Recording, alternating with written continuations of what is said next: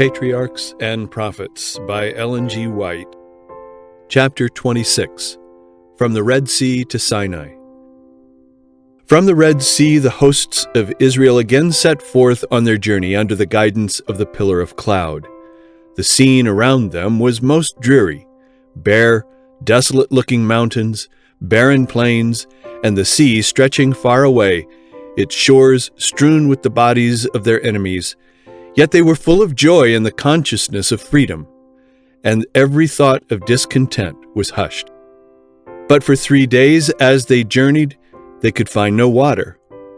The supply which they had taken with them was exhausted. There was nothing to quench their burning thirst as they dragged wearily over the sun-burnt plains.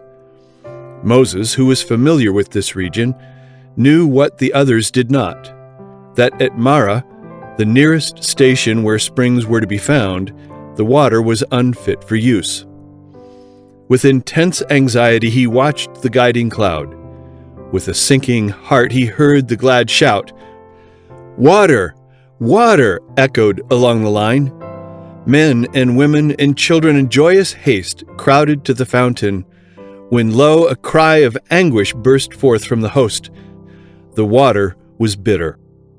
In their horror and despair they reproached Moses for having led them in such a way, not remembering that the divine presence in that mysterious cloud had been leading him as well as them. In his grief at their distress, Moses did what they had forgotten to do. He cried earnestly to God for help. And the Lord showed him a tree, which when he had cast into the waters were made sweet.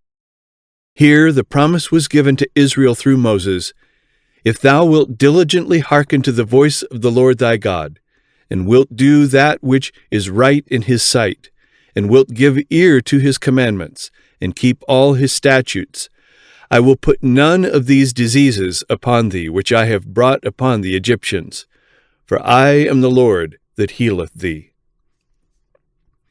From Marah the people journeyed to Elim, where they found 12 wells of water and 70 palm trees. Here they remained several days before entering the wilderness of Sin. When they had been a month absent from Egypt, they made their first encampment in the wilderness.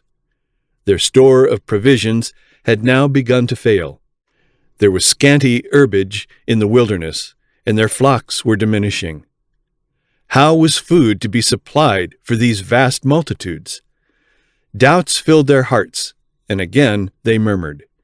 Even the rulers and elders of the people joined in complaining against the leaders of God's appointment. "Would to God we had died by the hand of the Lord in the land of Egypt, when we sat by the flesh pots, and when we did eat bread to the full. For ye have brought us forth into this wilderness, to kill this whole assembly with hunger." They had not as yet suffered from hunger. Their present wants were supplied, but they feared for the future. They could not understand how these vast multitudes were to subsist in their travels through the wilderness, and in imagination they saw their children famishing. The Lord permitted difficulties to surround them, and their supply of food to be cut short, that their hearts might turn to Him who had hitherto been their deliverer. If in their want they would call upon Him, He would still grant them manifest tokens of His love and care. He had promised that if they would obey His commandments, no disease should come upon them, and it was sinful unbelief on their part to anticipate that they or their children might die of hunger. God had promised to be their God, to take them to Himself as a people, and to lead them to a large and good land. But they were ready to faint at every obstacle encountered in the way to the land. In a marvelous manner He had brought them out from their bondage in Egypt, that He might elevate and ennoble them and make them a praise in the earth. But it was necessary for them to encounter difficulties and to endure privations. God was bringing them from a state of degradation and fitting them to occupy an honorable place among the nations and to receive important and sacred trusts.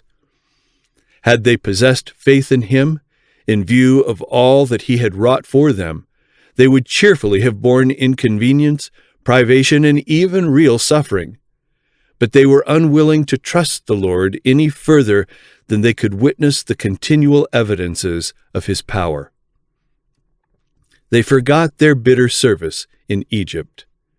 They forgot the goodness and power of God displayed in their behalf in their deliverance from bondage.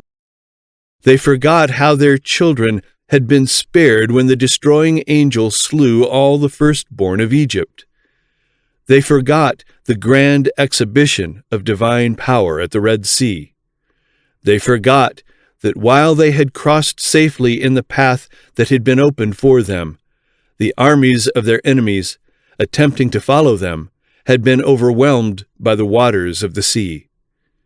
They saw and felt only their present inconveniences and trials, and instead of saying, "God has done great things for us," whereas we were slaves, he is making of us a great nation, they talked of the hardness of the way, and wondered when their weary pilgrimage would end.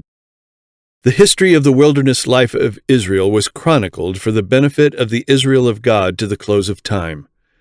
The record of God's dealings with the wanderers of the desert in all their marchings to and fro, in their exposure to hunger, thirst, in weariness, and in the striking manifestations of his power for their relief, is fraught with warning and instruction for his people in all ages.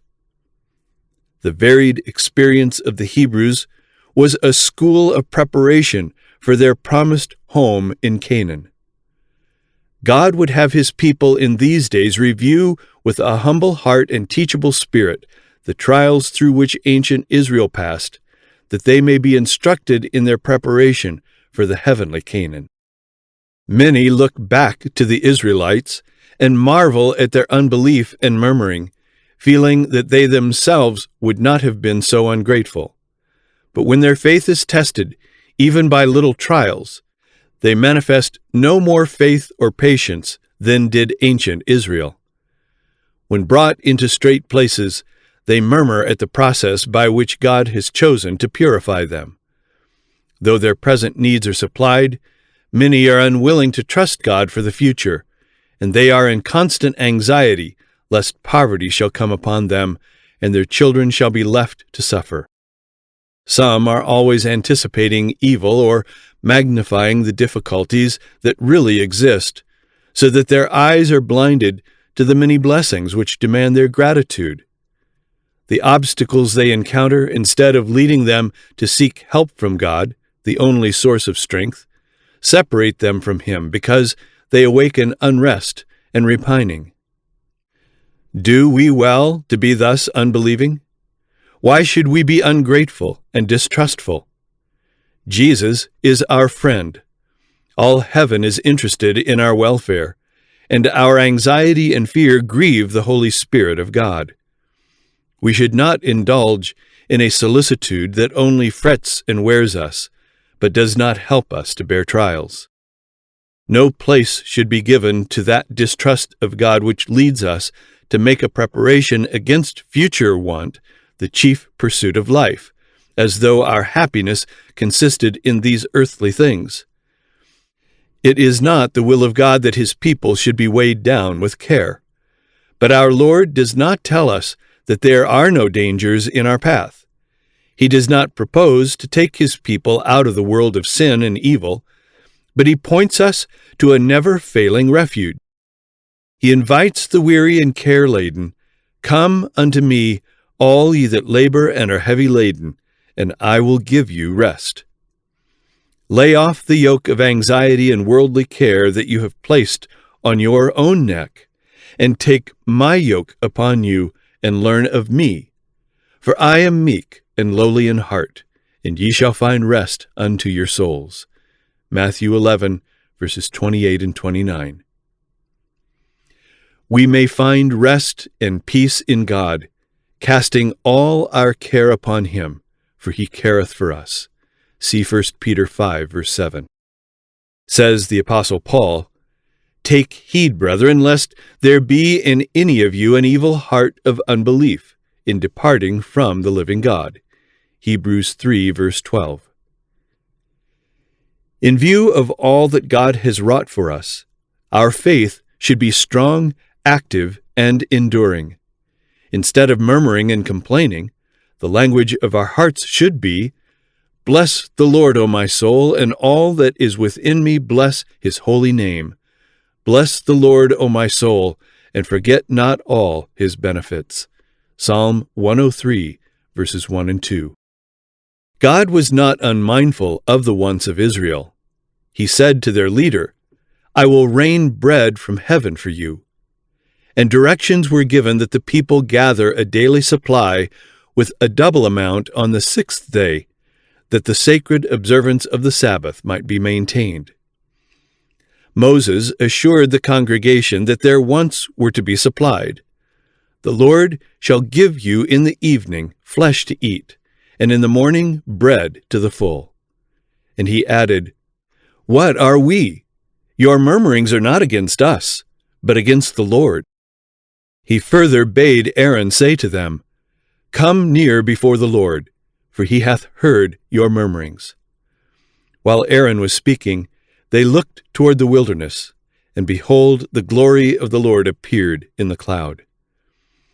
A splendor such as they had never witnessed symbolized the divine presence. Through manifestations addressed to their senses, they were to obtain a knowledge of God. They must be taught that the Most High, and not merely the man Moses, was their leader, that they might fear his name and obey his voice. At nightfall, the camp was surrounded by vast flocks of quails, enough to supply the entire company.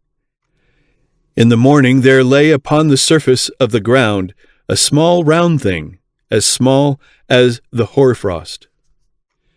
It was like coriander seed, white. The people called it manna. Moses said, "This is the bread which the Lord hath given you to eat." The people gathered the manna and found that there was an abundant supply for all. They ground it in mills or beat it in a mortar and baked it in pans and made cakes of it. Numbers 11, verse 8. And the taste of it was like wafers made with honey. They were directed to gather daily an omer for every person, and they were not to leave of it until the morning. Some attempted to keep a supply until the next day, but it was then found to be unfit for food. The provision for the day must be gathered in the morning, for all that remained upon the ground was melted by the sun. In the gathering of the manna it was found that some obtained more and some less than the stipulated amount. But when they did meet it with an omer, he that gathered much had nothing over, and he that gathered little had no lack. An explanation of this scripture, as well as a practical lesson from it, is given by the Apostle Paul in his second epistle to the Corinthians.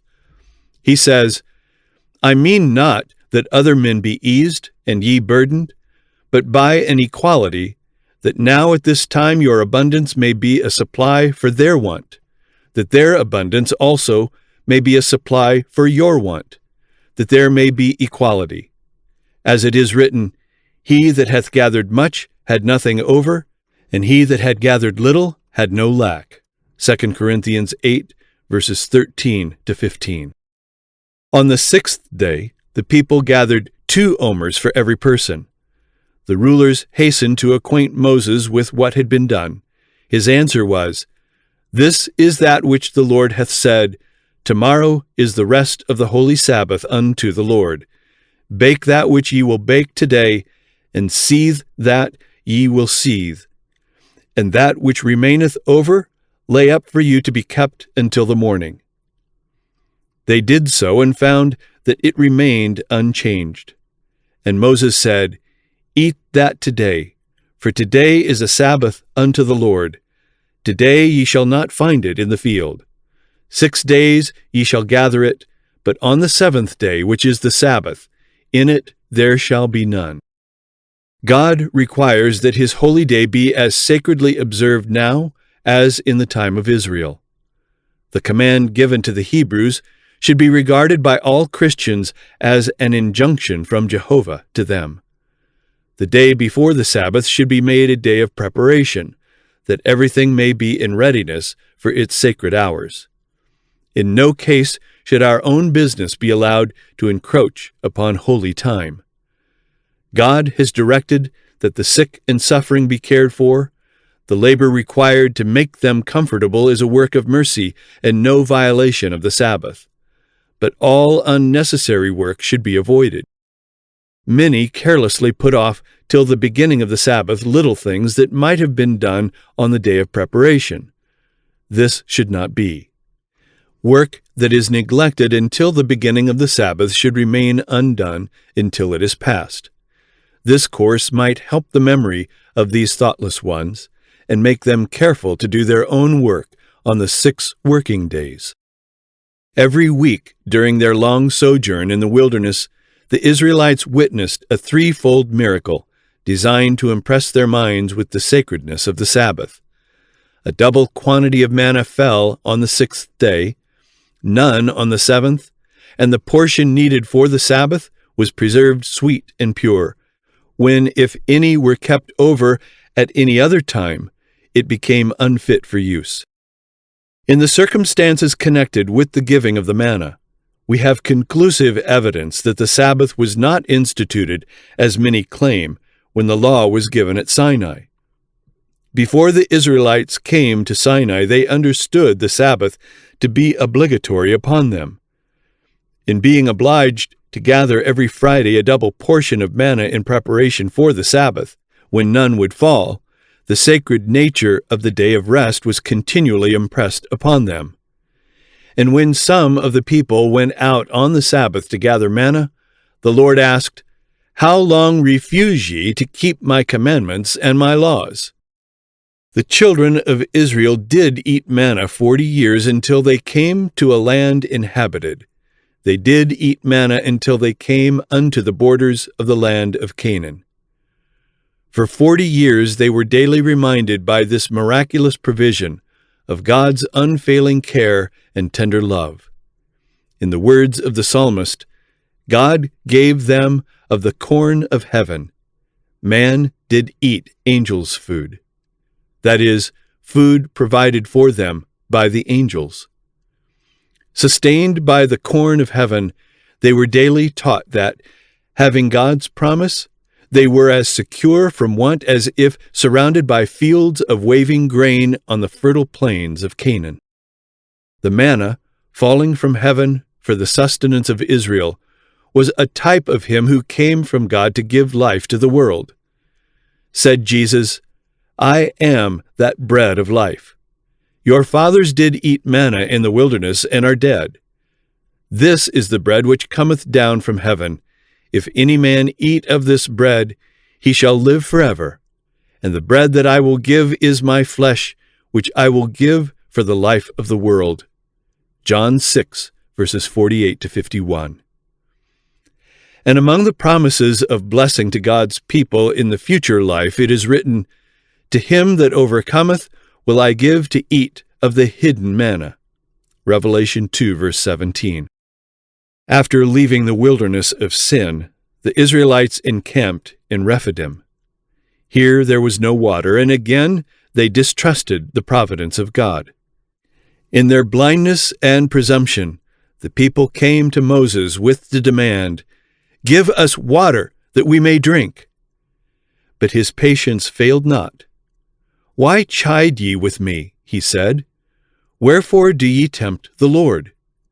They cried in anger, "Wherefore is this that thou hast brought us up out of Egypt to kill us, and our children and our cattle with thirst?" When they had been so abundantly supplied with food, they remembered with shame their unbelief and murmurings, and promised to trust the Lord in the future. But they soon forgot their promise and failed at the first trial of their faith. The pillar of cloud that was leading them seemed to veil a fearful mystery. And Moses? Who was he, they questioned, and what could be his object in bringing them from Egypt? Suspicion and distrust filled their hearts, and they boldly accused him of designing to kill them and their children by privations and hardships, that he might enrich himself with their possessions. In the tumult of rage and indignation, they were about to stone him. In distress, Moses cried to the Lord, "What shall I do unto this people?" He was directed to take the elders of Israel and the rod wherewith he had wrought wonders in Egypt, and to go on before the people. And the Lord said unto him, "Behold, I will stand before thee there upon the rock in Horeb, and thou shalt smite the rock, and there shall come water out of it, that the people may drink." He obeyed, and the waters burst forth in a living stream that abundantly supplied the encampment. Instead of commanding Moses to lift up his rod and call down some terrible plague, like those on Egypt, upon the leaders in this wicked murmuring, the Lord in his great mercy made the rod his instrument to work their deliverance. He clave the rocks in the wilderness, and gave them drink as out of the great depths. He brought streams also out of the rock, and caused waters to run down like rivers. Psalm 78, verses 15 and 16. Moses smote the rock, but it was the Son of God who, veiled in the cloudy pillar, stood beside Moses and caused the life-giving water to flow. Not only Moses and the elders, but all the congregation who stood at a distance beheld the glory of the Lord, but had the cloud been removed, they would have been slain by the terrible brightness of him who abode therein. In their thirst, the people had tempted God, saying, "Is the Lord among us or not? If God has brought us here, why does he not give us water as well as bread?" The unbelief thus manifested was criminal, and Moses feared that the judgments of God would rest upon them.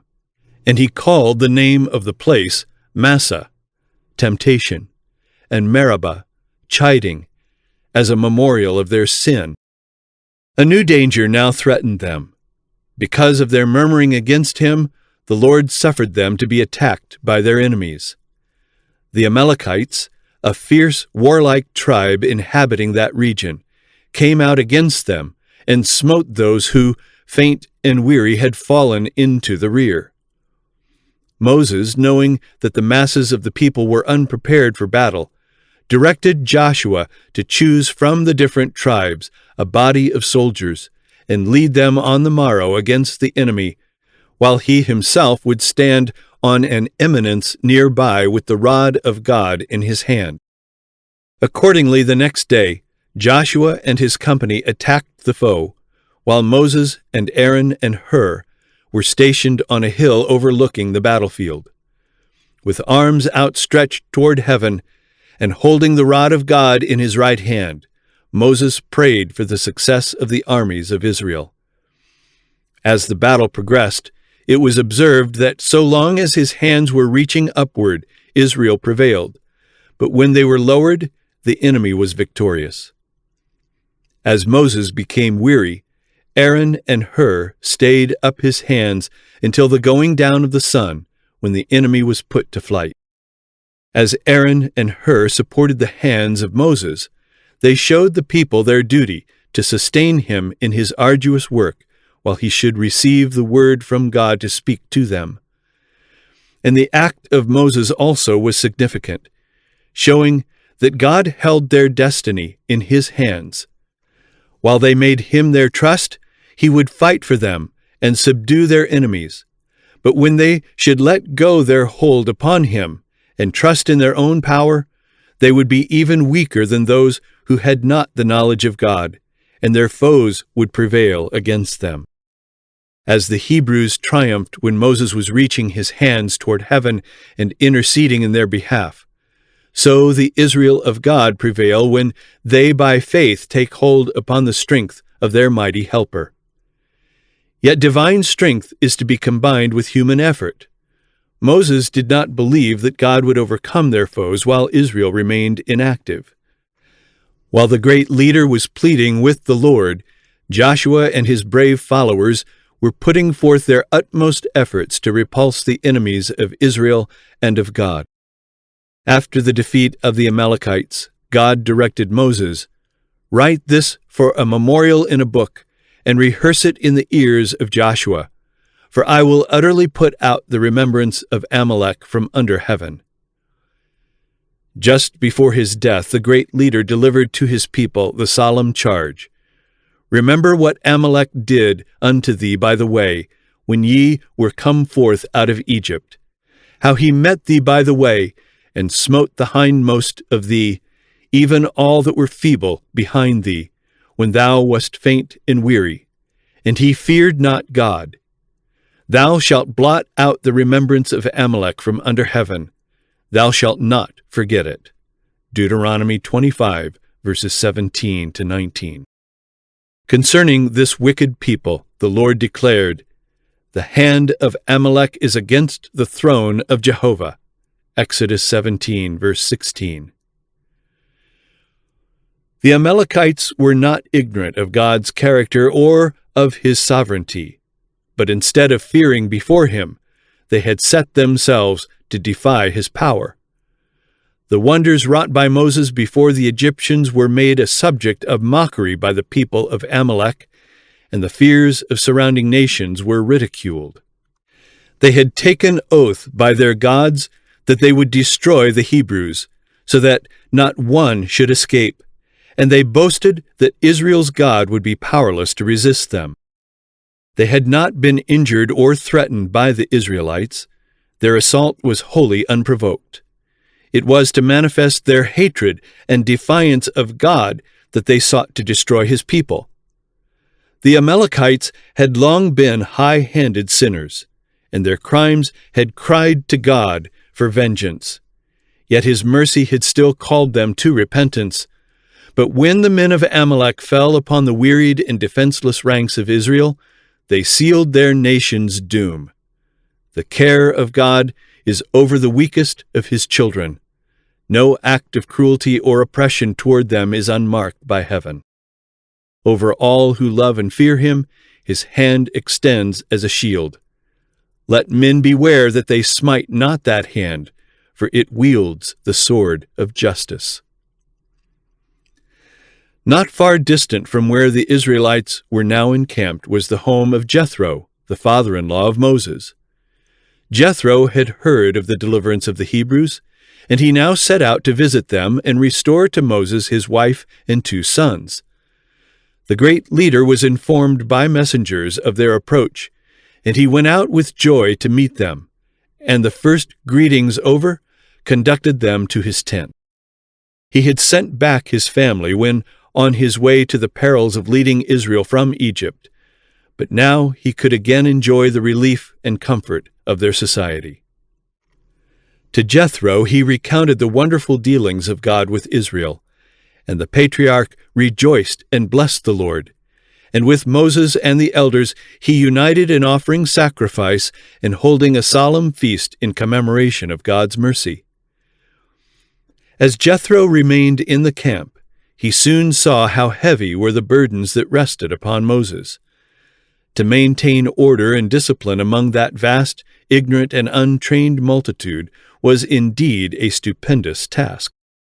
Moses was their recognized leader and magistrate, and not only the general interests and duties of the people, but the controversies that arose among them were referred to him. He had permitted this, for it gave him an opportunity to instruct them, as he said, "I do make them know the statutes of God and his laws." But Jethro remonstrated against this, saying, "This thing is too heavy for thee. Thou art not able to perform it thyself alone. Thou wilt surely wear away." And he counseled Moses to appoint proper persons as rulers of thousands, and others as rulers of hundreds, and others of tens. They should be able men, such as fear God, men of truth, hating covetousness. These were to judge in all matters of minor consequence, while the most difficult and important cases should still be brought before Moses, who was to be to the people, said Jethro, to Godward, that thou mayest bring the causes unto God, and thou shalt teach them ordinances and laws, and shalt show them the way wherein they must walk, and the work that they must do. This counsel was accepted, and it not only brought relief to Moses, but resulted in establishing more perfect order among the people. The Lord had greatly honored Moses, and had wrought wonders by his hand, but the fact that he had been chosen to instruct others did not lead him to conclude that he himself needed no instruction. The chosen leader of Israel listened gladly to the suggestions of the godly priest of Midian, and adopted his plan as a wise arrangement. From Rephidim the people continued their journey, following the movement of the cloudy pillar. Their route had led across barren plains, over steep ascents, and through rocky defiles. Often as they had traversed the sandy wastes, they had seen before them rugged mountains, like huge bulwarks, piled up directly across their course, and seeming to forbid all further progress. But as they approached, openings here and there appeared in the mountain wall, and beyond, another plain opened to view.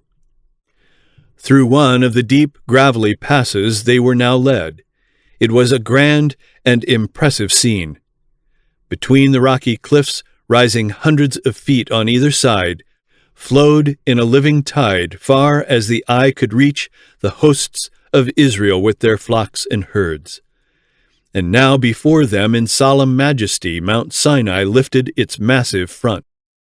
The cloudy pillar rested upon its summit, and the people spread their tents upon the plain beneath. Here was to be their home for nearly a year. At night the pillar of fire assured them of the divine protection, and while they were locked in slumber, the bread of heaven fell gently upon the encampment. The dawn gilded the dark ridges of the mountains, and the sun's golden rays pierced the deep gorges, seeming to these weary travelers like beams of mercy from the throne of God. On every hand, vast, rugged heights seemed, in their solitary grandeur, to speak of eternal endurance and majesty. Here the mind was impressed with solemnity and awe. Man was made to feel his ignorance and weakness in the presence of him who weighed the mountains in scales and the hills in a balance. Isaiah 40, verse 12. Here, Israel was to receive the most wonderful revelation ever made by God to men. Here the Lord had gathered his people, that he might impress upon them the sacredness of his requirements by declaring with his own voice his holy law. Great and radical changes were to be wrought in them, for the degrading influences of servitude and a long-continued association with idolatry had left their mark upon habits and character. God was working to lift them to a higher moral level by giving them a knowledge of himself.